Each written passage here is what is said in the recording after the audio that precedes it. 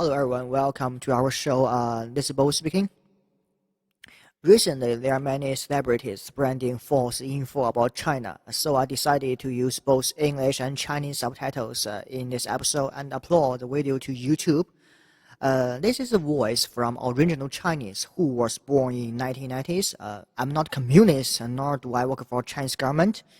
Right, firstly, in last episode, we got our trader's comment. Let's dive right in.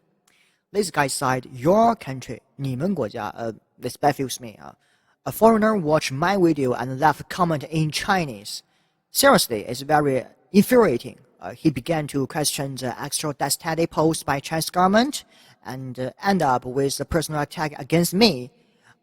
I want to tell him that he can voice his opinion in English. I can understand him. Right, let me translate what he said for you guys, so that you can see how absurd his comment is. He said, find out how many people has died from coronavirus in your country. I don't know why he's questioning the validity of first office death tally.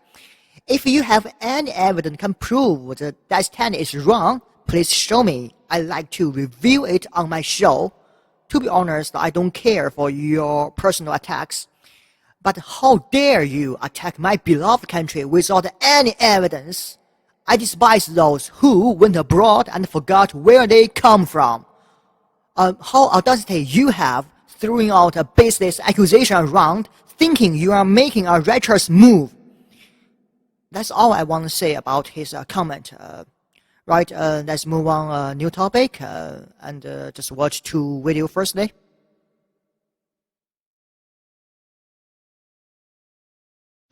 Why do you keep using this? A lot Because of it people comes say from it's China. racist. It's not racist at all, no, not at all. It comes from China.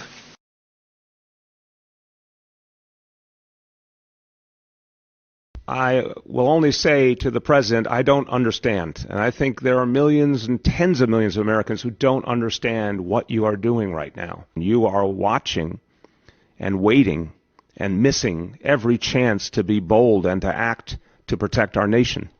The president's decision to call this China virus or Wuhan virus or other epithets that he and members of his team use are a crass effort to deflect blame away from the acceptance of responsibility that a president should do. The buck stops with you, Mr. President. You cannot blame this on anyone else.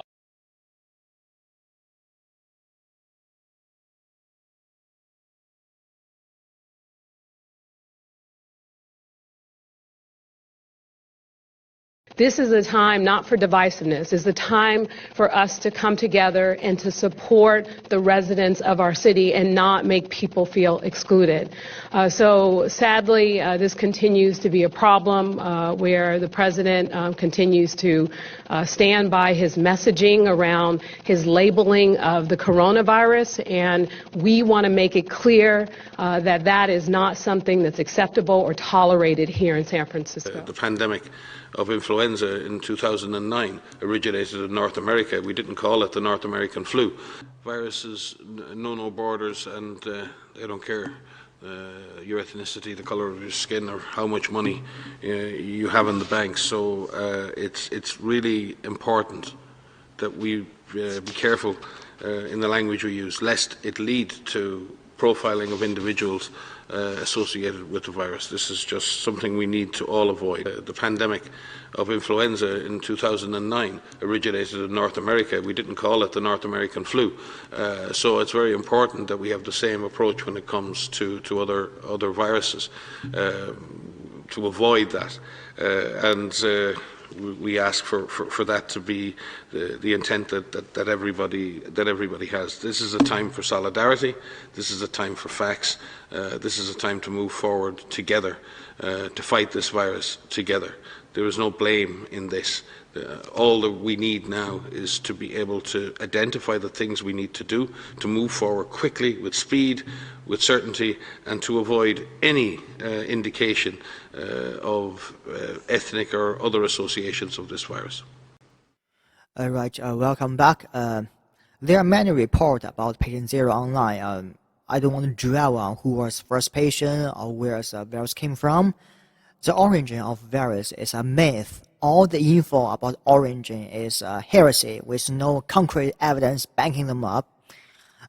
Some study has shown that the virus may have been dormant with human being for months or even longer.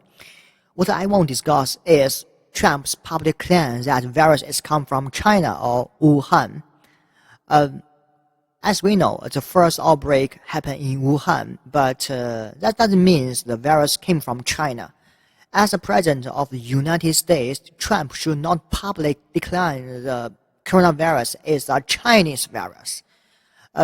It's no doubt that this is blatant discrimination, national discrimination, regional discrimination, and racial discrimination. No matter where you are, no matter what face you have, this kind of discrimination is undoubtedly despicable. It will raise tension between U.S. and Chinese.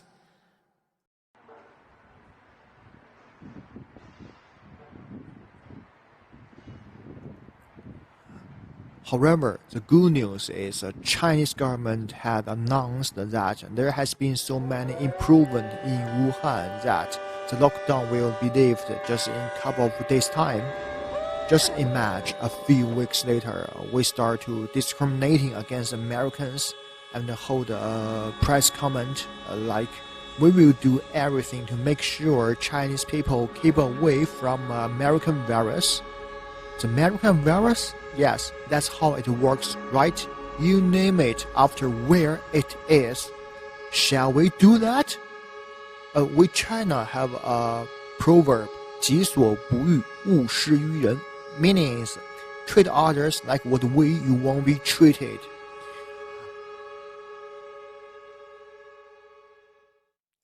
When U.S. invaded Iraq, they call a movement that promotes democracy in Middle Earth. However, 17 years later, Iraq is still in shambles and the U.S. got what it wanted, abundance of oil supply.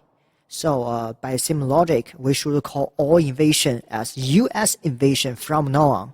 Shall we do that? شو اسمك عمو؟ انت وين ابوك؟ وين مات؟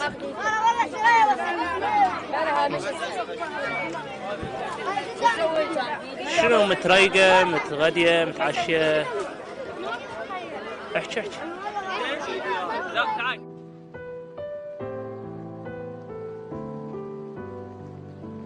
لا كل شيء